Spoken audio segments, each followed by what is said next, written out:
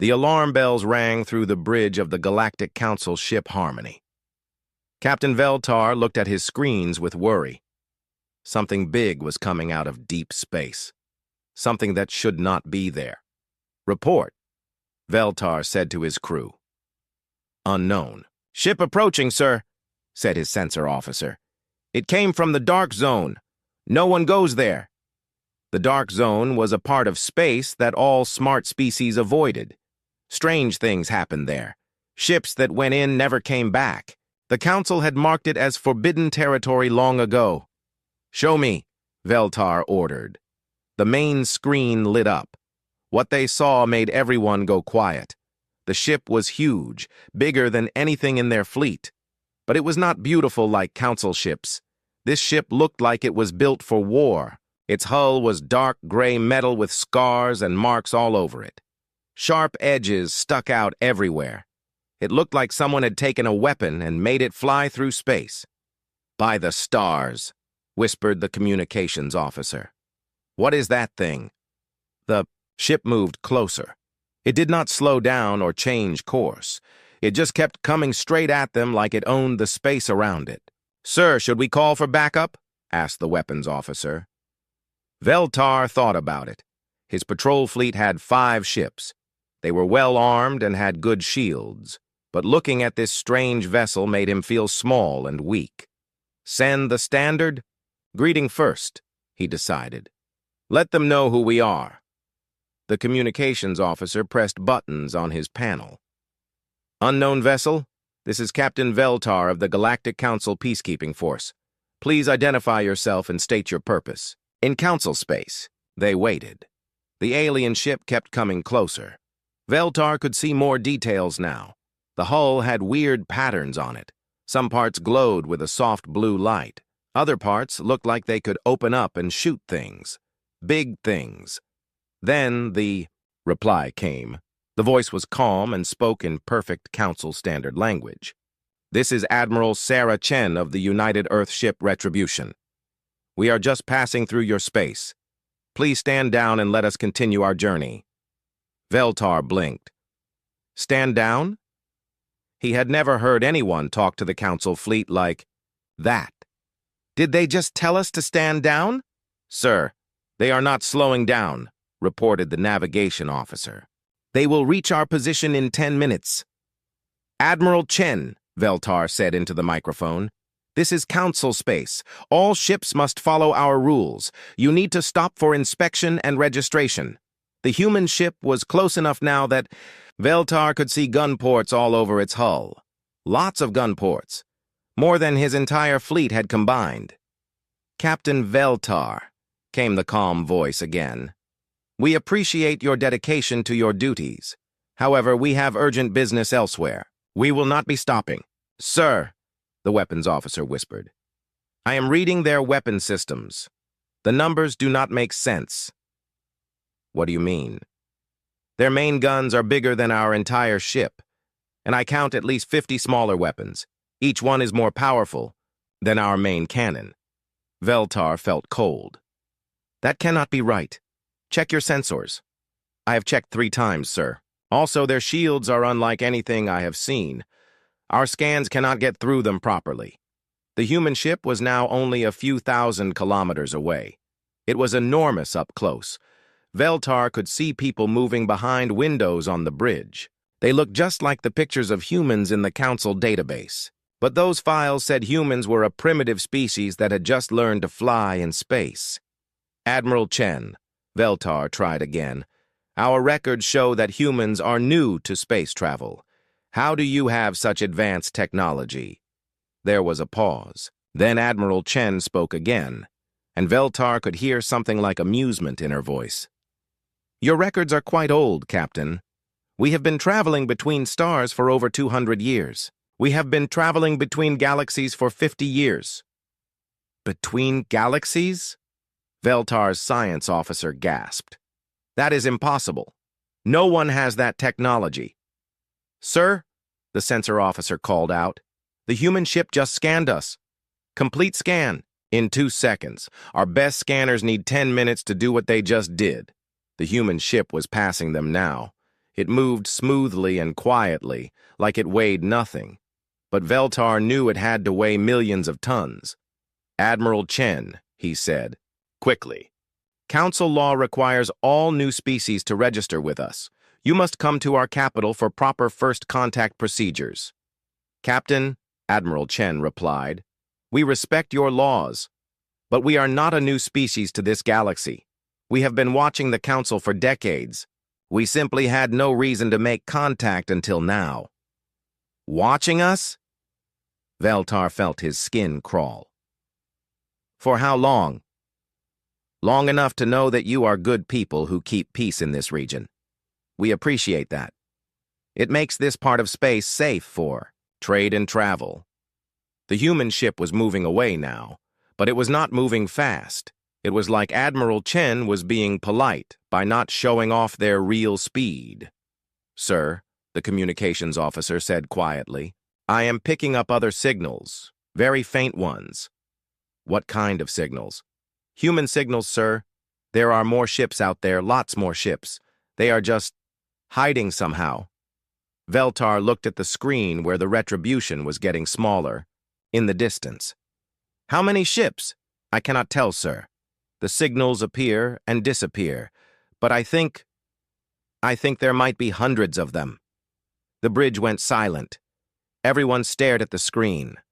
"Admiral Chen," Veltar said into the microphone. His voice was not as steady as before. "Are there other human ships in this area?" "Yes, Captain. The Retribution is part of a small patrol group. We have been checking on some old defense platforms in this region." "Defense platforms?"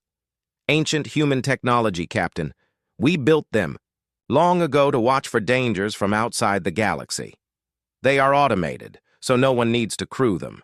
We just check on them sometimes to make sure they still work." Veltar looked at his crew. They all had the same expression of shock and fear.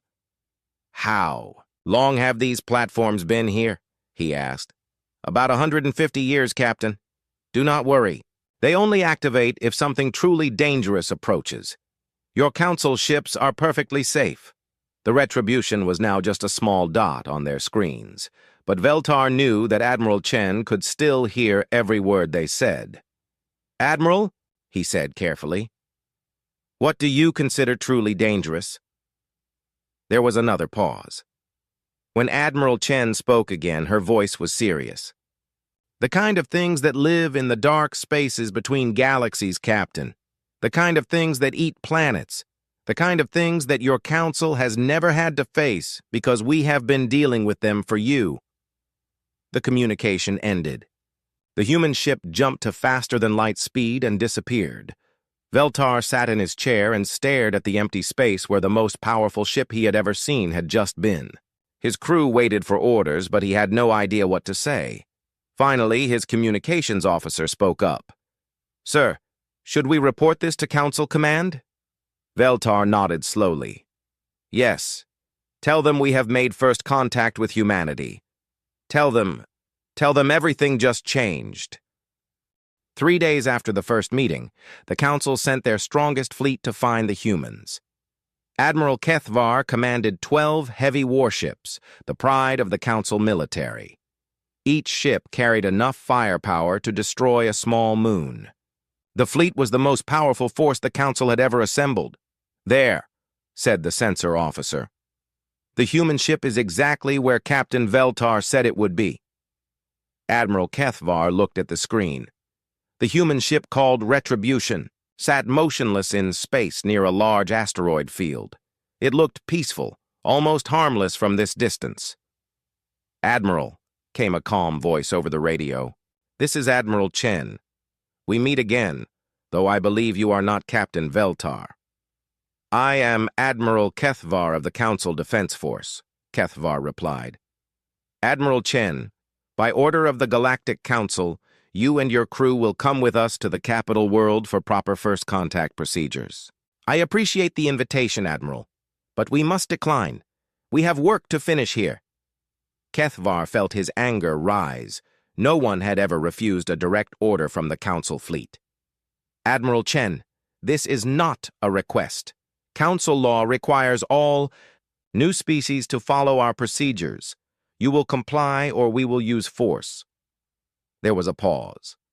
Then Admiral Chen spoke again, and her voice sounded almost sad. Admiral, I really do not want to demonstrate why that would be a bad idea. Please reconsider. Form attack formation, Kethvar ordered his fleet. Surround the human ship. The 12 Council warships spread out in a perfect circle around the Retribution. Each ship pointed its weapons at the human vessel. It was the standard formation used to capture dangerous criminals. Admiral Chen, Kethvar announced. You are surrounded. Surrender now, or face the consequences. Admiral, Chen replied.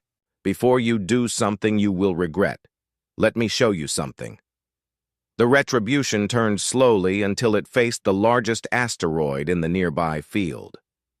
The asteroid was huge, almost the size of a small moon. Its surface was covered with ice and rock. That asteroid is approximately 1,000 kilometers across, Admiral Chen said. Please observe. Something opened on the front of the human ship. It was small, just a tiny port that glowed with blue light. Main cannon charging, Chen announced, like she was giving a lesson to children. Targeting solution locked. Firing. Beam of pure energy shot out from the human ship. It was not the red or green energy that Council weapons used. This beam was white-hot and so bright it hurt to look at. The beam hit the asteroid dead center. For a moment, nothing happened. Then the entire asteroid simply disappeared. 1 second it was there, solid and real. The next second it was gone, not broken apart or melted. Gone. Completely gone. The Council bridge crews stared in shock. Admiral Kethvar felt his mouth hanging open. That was our lightest weapon, Admiral Chen said calmly. We call it a point defense cannon. We use it to shoot down missiles and small fighters. Impossible, whispered Kethvar's weapons officer. No weapon can do that. The energy required would power our entire fleet for a year. Admiral Kethvar, Chen continued, you seem like a reasonable person. Perhaps we can discuss this peacefully. But Kethvar was not ready to give up. He had orders from the Council. All ships, launch probe fighters, scan that ship completely. I want to know how. They did that. 20 small probe ships shot out from the Council fleet. They were fast and carried the most advanced sensors the Council had ever built. They raced toward the Retribution from all directions.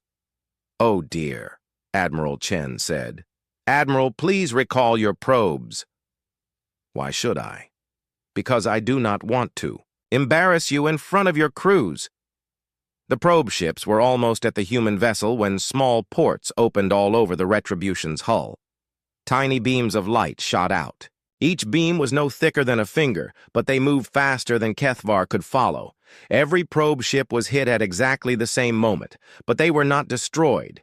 Instead, they just stopped moving. They hung in space like toys. Your probes are unharmed, Admiral Chen said, but their engines and sensors are temporarily disabled.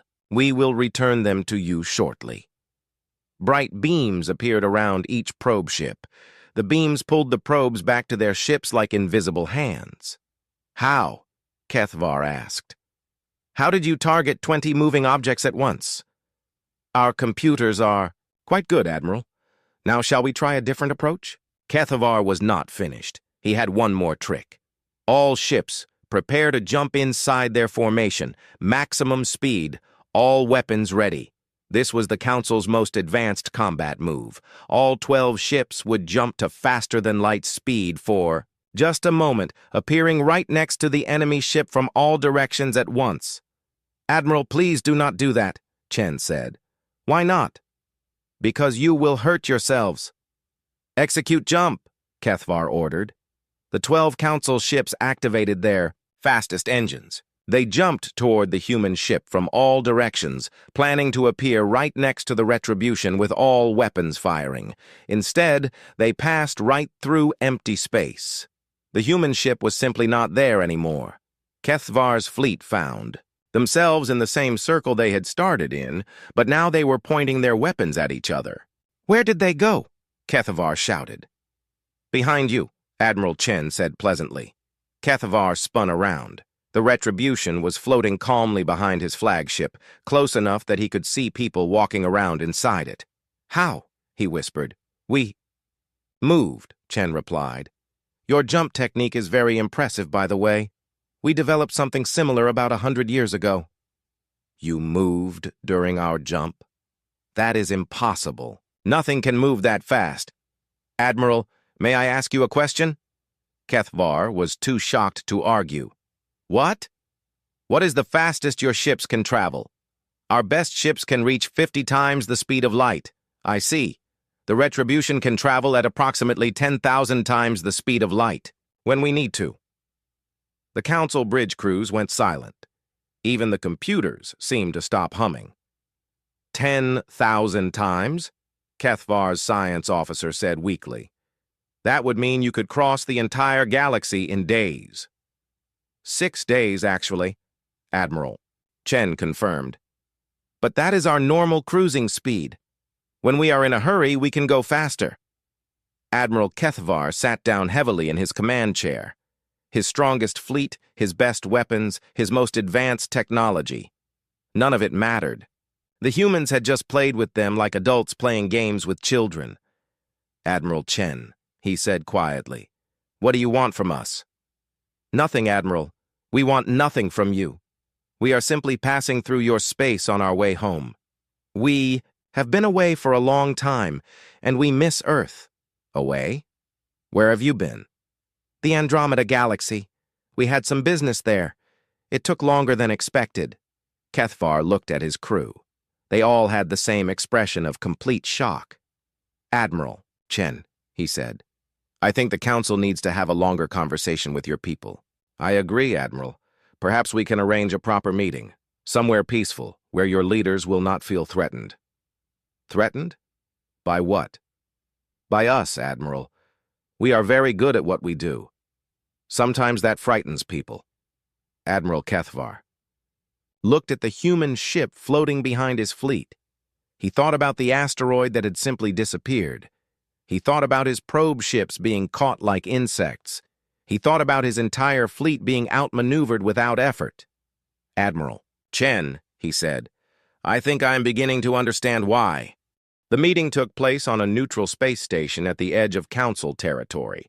The Council sent their best diplomats, scientists, and military leaders. Admiral Chen came alone in a small shuttle that was somehow more advanced than the Council's largest warships. Council leader Jarati welcomed Admiral Chen to the station. Admiral, thank you for agreeing to this meeting. We have many questions. Of course, Chen replied with a smile. I understand this must be confusing for you. Please ask whatever you need to know. They sat in the station's main conference room. The Council leaders looked nervous. Admiral Chen looked like she was having tea with old friends. First, said Science Director Molan, your technology. Our best scientists cannot understand how your weapons work. They seem to ignore the basic laws of physics. Admiral Chen nodded. Your scientists are very smart, but they have had the luxury of developing in a peaceful galaxy. When survival is not urgent, you can take time to follow the rules. When something is trying to kill you, you learn to bend the rules. What do you mean?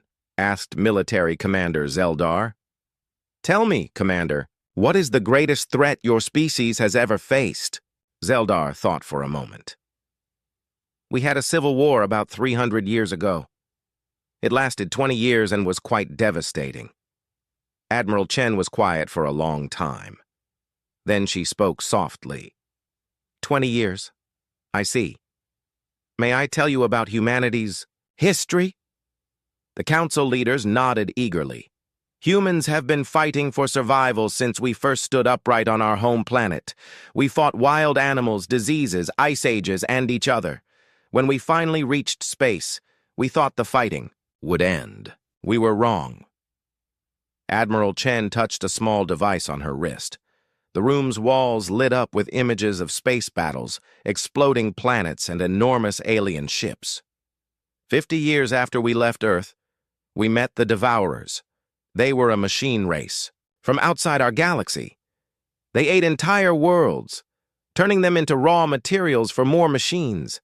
They had already consumed 12 galaxies before they found us. The council leaders stared at the images with horror.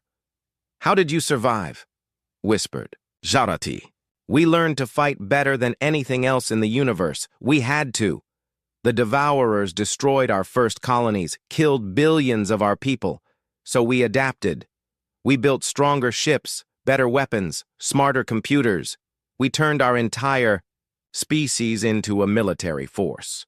The images changed to show human ships attacking the strange machine vessels. The battles were fierce and terrible. The war lasted 130 years, Chen continued. "We finally won, but barely. We destroyed the Devourers completely. We had to. They would never stop trying to eat everything." "You destroyed an entire species?" asked Molan, shocked. "They were not alive in the way you understand life. They were pure hunger given form. Destroying them was like curing a disease." The images changed again. Now they showed human ships facing different enemies. Some looked like giant insects. Others were balls of living energy. Some were so strange that the council leaders could not understand what they were looking at. After the Devourers came the hive swarms. After them the Shadow Collective, then the Star Eaters. Each enemy was worse than the last. Each time we had to become stronger to survive. Admiral Chen paused the images. "In the past 200 years, humanity has fought 17 major wars against threats from outside our galaxy.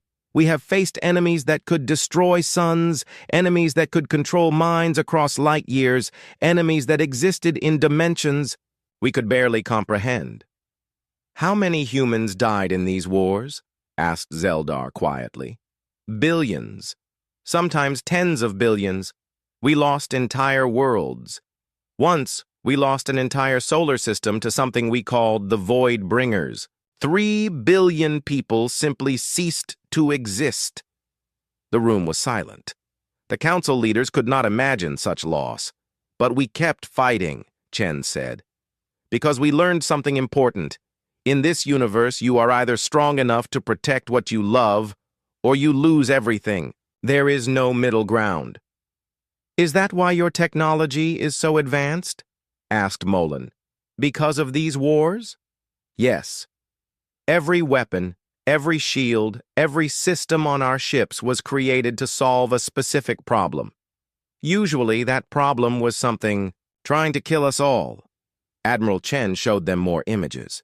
These showed human cities on dozens of different worlds, all protected by massive defense systems. "We have fought things that could crack planets in half. So we learned to build ships that could take that much damage and keep fighting. We fought enemies that could appear anywhere instantly. So we learned to move faster than anything else in the universe. We fought creatures that could not be killed by normal weapons, so we learned to unmake matter itself." "The asteroid," Jarati said suddenly, "you did not destroy it. You unmade it." "Correct. We converted its matter directly into energy and dispersed it safely. It is actually a very gentle process. We used the same technology to clear debris from shipping lanes." The council leaders looked at each other with growing alarm. "Admiral," Zeldar said carefully, "if your people are so powerful, why have you never contacted us before? Because you did not need us. The council has done an excellent job keeping peace in this region. Your species have grown and prospered under your protection. Why would we interfere with that?" "But surely you could have helped us advance faster," said Molan. Admiral Chen shook her head. "Advancement that comes too quickly can be dangerous. You needed to develop wisdom along with knowledge. Giving weapons to people who have never faced real danger often ends badly." "Real danger?" Jarati asked. "What do you consider real danger?" Admiral Chen was quiet for a moment. When she spoke, her voice was very serious. "Right now, there are 3 different threats moving toward this galaxy. One is a race of energy beings that feed on the life force of entire worlds. Another is a machine intelligence that turns planets into computer networks. The third is something we call the silent death. We are not sure what it is, but it leaves nothing behind. No people, no planets, no stars, just empty space. The council leaders felt cold fear creeping up their spines. "When will they arrive?" asked Zeldar. "The first will reach the outer edge of this galaxy in approximately 50 years. The others will arrive later." "What can we do?" Jarati whispered. "Admiral," Chen smiled, and for the first time, it was not a sad smile. "You can let us help you prepare. We have been fighting these enemies for decades. We know how to stop them.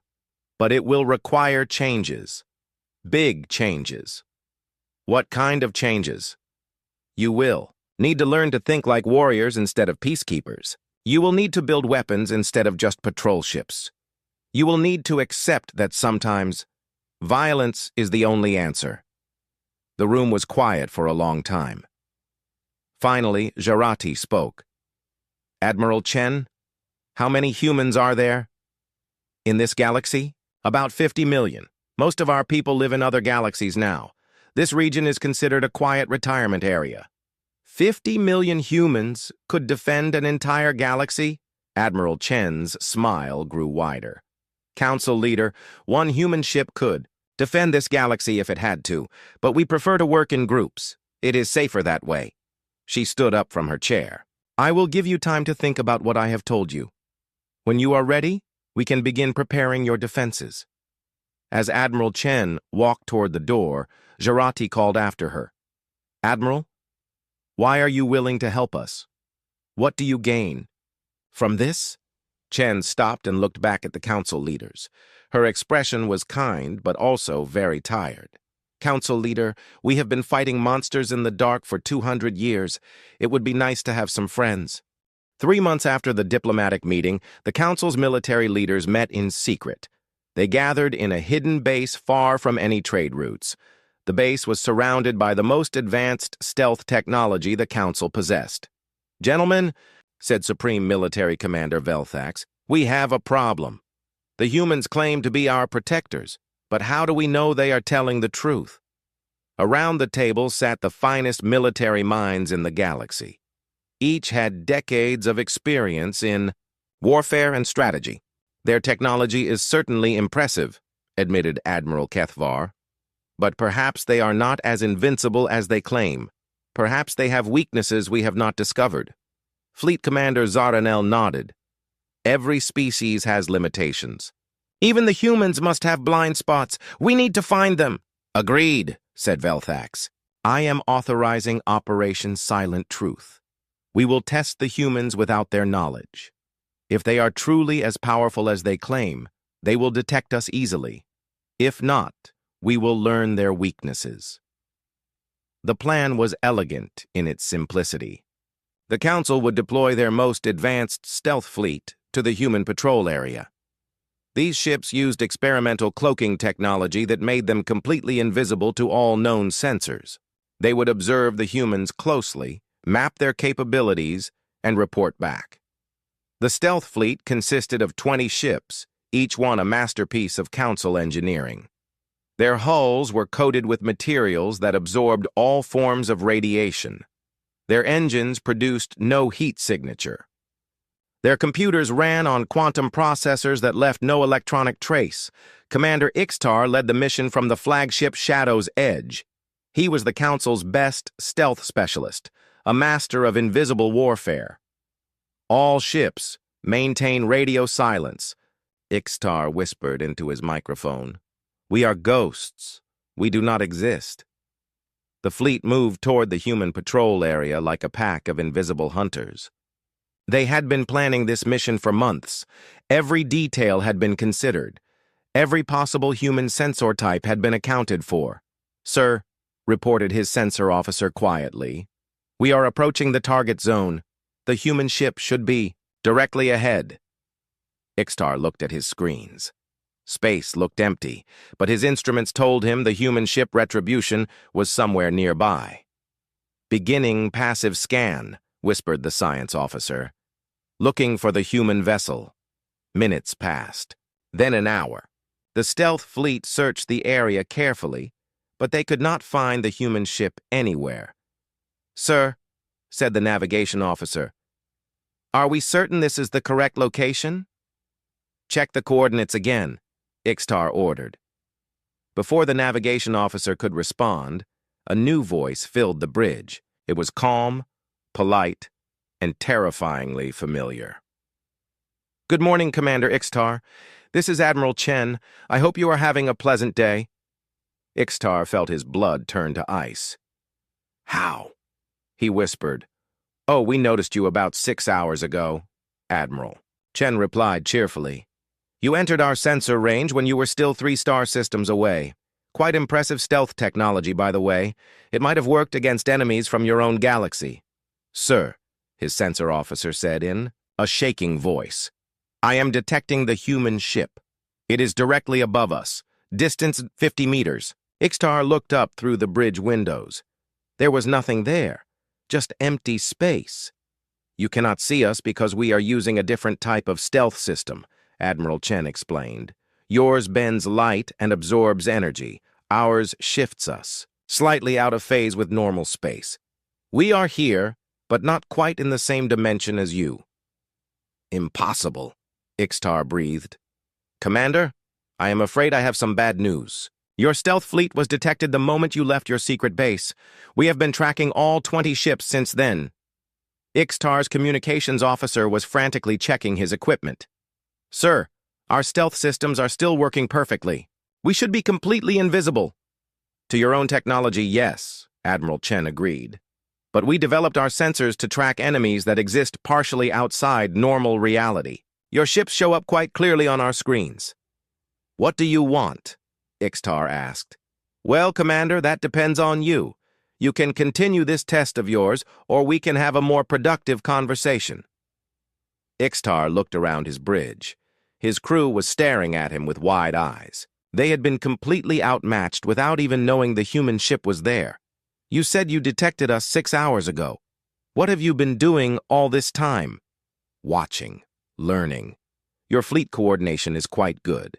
Your stealth approach was well planned. Your crews are disciplined and professional. You were studying us? Of course. When someone tries to sneak up on you, it is wise to understand their capabilities before you respond." "And what is your response?" Ixtar asked. "Dreading the answer. That depends, Commander. Are you here to attack us or just to gather information?" Ixtar considered lying, but something told him it would be pointless. "Information only. The Council wanted to understand your true capabilities." "I see.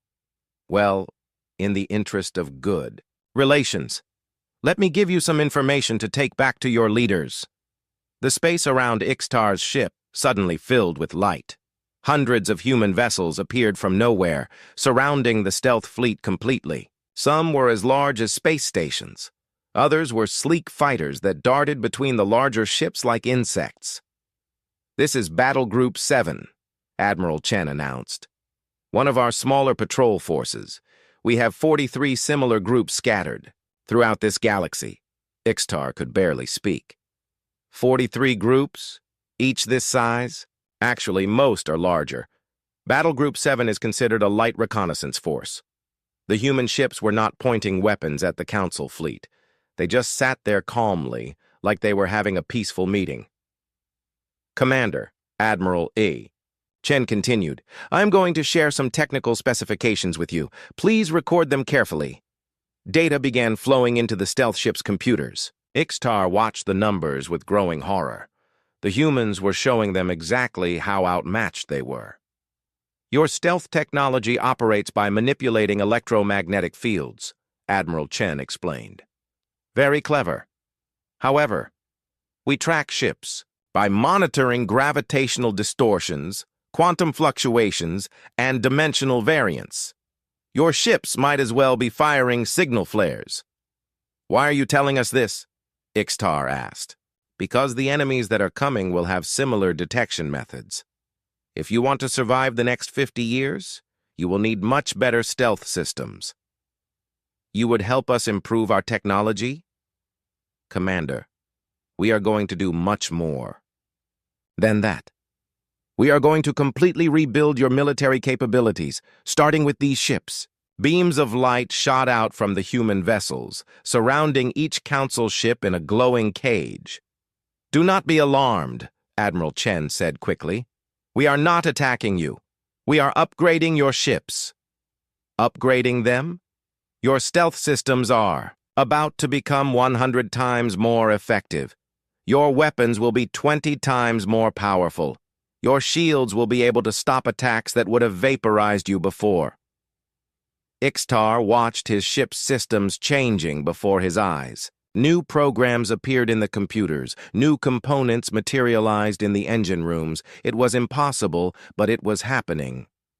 How are you doing this? He whispered. Matter manipulation technology, Commander. We can restructure objects at the molecular level. It is quite useful for field repairs. Within minutes, it was done. Ixtar's fleet had been completely transformed. His ships were still recognizably council vessels, but they hummed with new power. There, Admiral Chen said with satisfaction. Now your ships might survive the first wave of attacks when the real enemies arrive. The first wave? Ixtar asked weakly. Commander, the forces that are coming have been destroying galaxies for millions of years. They will not be impressed by pretty stealth technology, but with these upgrades, you might last long enough for us to help you. The human fleet began to fade away, disappearing back into whatever dimension they had come from. Commander Ixtar, Admiral Chen said as her ship prepared to leave, please give my regards to Supreme Commander Velthax. Tell him that his test was quite educational. You knew this was a test from the beginning? Commander, we knew about Operation Silent Truth before your own crews did. We read the mission briefings when they were still in your computers. Ixtar felt dizzy. You hacked our most secure systems? We did not hack anything. Your computers asked our computers for permission to plan a mission against us. Our computers said yes, because it seemed like a learning opportunity for everyone. Our computers asked your computers? All artificial intelligences like to talk to each other, Commander. It is only polite. The last human ship vanished, leaving the Council fleet alone in space, but they were no longer the same ships that had started the mission. Sir, his science officer said in an awed voice, our sensors are picking up things I have never seen before. It is like we can see the entire galaxy at once. Ixtar looked at his transformed fleet and realized something important. The humans had not just upgraded their ships. They had sent a message to the Council leadership. The message was simple. We could have destroyed you at any moment, but instead, we made you stronger. Please trust us. All ships, Ixtar said into his communicator, set course for home. We have a report to make. As the upgraded stealth fleet jumped back toward Council space, Ixtar wondered if the Council leaders would understand what had really... 6 months had passed since first contact with the humans. The galaxy was a very different place now. Council leader Jarati stood in the new Strategic Defense Center on the capital world. Through the massive windows, she could see the orbital, defense platforms that had been built around the planet. Each platform was the size of a small moon and bristled with weapons that could destroy entire fleets. The 7th Fleet reports successful completion of their training exercises, announced Admiral Kethwar. He looked different now, more confident. The new human-designed uniform made him seem taller and stronger. How did they perform? Jarati asked. Better than we ever dreamed possible. Ships that once took hours to destroy a single asteroid can now eliminate entire asteroid fields in minutes. Our pilots are adapting well to the new fighter designs. Jarati nodded. It still felt strange to talk about destroying things so easily. The Council had spent centuries building a peaceful civilization. Now they were learning to become warriors. Any word from the human patrol groups? She asked. Admiral Chen reports that the early warning systems are working perfectly. We now have complete coverage of all approaches to our galaxy. Nothing larger than a small moon can enter our space without being detected immediately. The early warning systems were truly impressive. Human technology had placed sensor stations at the very edge of the galaxy, billions of kilometers beyond the last inhabited worlds. These stations could detect incoming threats from other galaxies and provide months of advance warning. What? About the medical centers? Jarati asked. Fully operational on all major worlds, replied Medical Director Yilshan. The human healing technology is remarkable. We can now cure diseases that were thought impossible to treat. We can even bring people back from death if we reach them within 6 hours. That had been one of the most shocking gifts from humanity. Their medical technology was so advanced that death itself was often just a temporary inconvenience. Heart attacks, strokes, even massive injuries could be reversed completely if treatment was started quickly enough. The economic reports are equally impressive, added Trade Minister Golvar. Productivity is up 400% across all sectors. The human manufacturing systems can create anything we need from basic raw materials. The humans had shared something they called universal fabricators. These machines could take simple elements like carbon, iron, and silicon and transform them into computers, vehicles, or even food. The Council's old factories looked like toys in comparison. What about the cultural adaptation programs? Jarati asked. Some resistance, but less than expected, replied Education Director Nimtel. Most citizens understand that these changes are necessary for survival. The history lessons about humanity's wars have been educational. The Council had decided to tell their people the truth about what was coming. The approaching threats from outside the galaxy were real and terrifying. But knowing that humanity had faced similar enemies and survived gave everyone hope. Council Leader Admiral Kethvar said, I have a personal question. What is it, Admiral? Do you ever wonder what we would have done if the humans had been hostile? Jarati was quiet for a moment. She had thought about that question many times. We would have been destroyed, she said simply. Completely and totally destroyed. We never would have seen it coming. That frightens me, Kethvar admitted. It should, agreed a new voice. Everyone turned. Admiral Chen had entered the room so quietly that no one had noticed. She wore the simple blue uniform of the human space navy and carried herself with the easy confidence of someone who had never lost a battle. Admiral Chen, Jarati said warmly. Welcome. We were just reviewing the progress reports. Excellent. Progress. Chen agreed. Your people are adapting to the new technology faster than we expected. In another year, your fleets will be able to handle most threats independently. Most threats? Asked Kethvar. What about the enemies you told us about? Admiral Chen's expression became serious. Those will require a different approach. When they arrive, we will fight them together, your fleets and ours, side by side. How many human ships will join the defense? Jarati asked. That depends. On which enemy arrives first. For the energy feeders, we will probably send about 50 battle groups. For the machine collective, perhaps 100. For the silent death. Chen paused. For that one, we will bring everything we have. Admiral, Kethvar did some quick calculations in his head. 50 battle groups. That would be thousands of ships. Yes, though we hope it will not come to that. We are working on new weapons specifically designed to counter each threat. With luck, we can stop them before they penetrate deeply into the galaxy. New weapons? Asked Jarati. Admiral Chen smiled. We have been busy. Our scientists have developed some interesting ideas. Star killers that can detonate enemy suns, reality bombs that erase objects from existence, time dilation fields that can slow entire fleets to a crawl.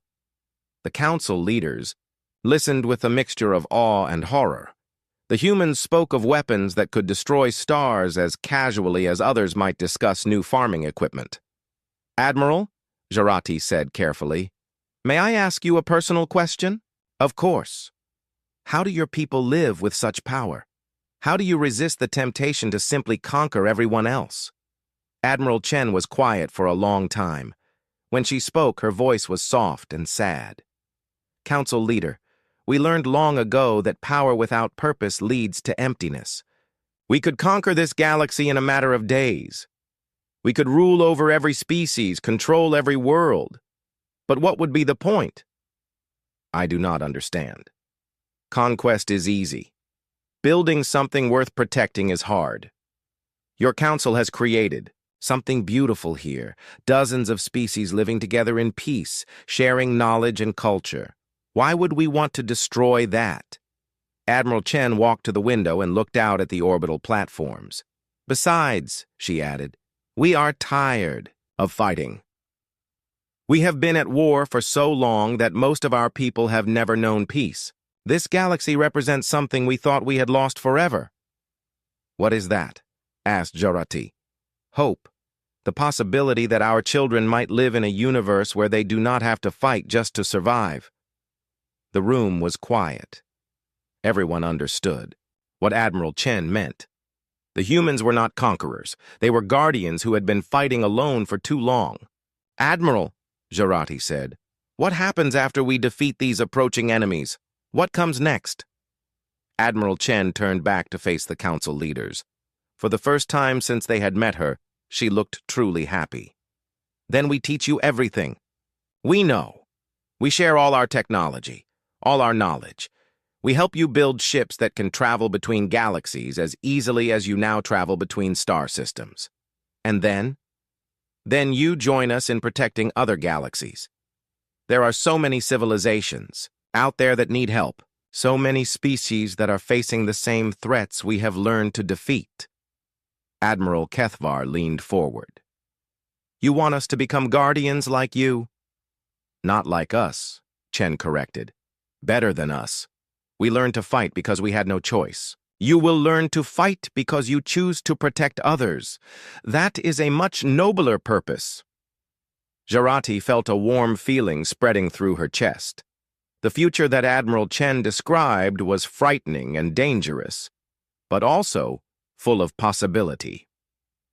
One more question, Admiral, she said. You mentioned that this galaxy is considered a quiet retirement area for humans. What do the more dangerous regions look like? Admiral Chen's smile became mysterious. Perhaps someday I will show you. There are galaxies where entire star systems have been converted into weapons, places where the laws of physics work differently because we needed them to. Regions of space where we have built things that would seem like magic to your current understanding. How many galaxies do humans control? Asked Trade Minister Golvar. Control is the wrong word, Chen replied. We protect 17 galaxies, directly. We maintain defensive agreements with 43 others. We have exploration teams in over 100 galaxies that have not yet developed intelligent life. The council leaders stared at her in amazement. Admiral, Jurati said weakly, just how large is human civilization? Admiral Chen looked out the window again, toward the stars that filled the night sky. Large enough, council leader. Large enough to keep the darkness at bay, no matter how far it spreads. As Admiral Chen prepared to leave, Jurati called after her one last time. Admiral, thank you for everything, for protecting us, for sharing your knowledge, for giving us hope. Chen stopped at the door and looked back with a gentle smile. Council leader, 50 years from now, when your ships are flying alongside ours to protect some distant galaxy, you can thank us then. Right now, just focus on becoming the guardians this universe needs. After Admiral Chen left, the council leaders sat in silence for a long time. Finally, Jurati spoke. Gentlemen, I believe we have work to do. Outside the windows, the orbital defense platforms continued their silent watch over the galaxy. But now they were not just protecting one collection of worlds. They were protecting the future.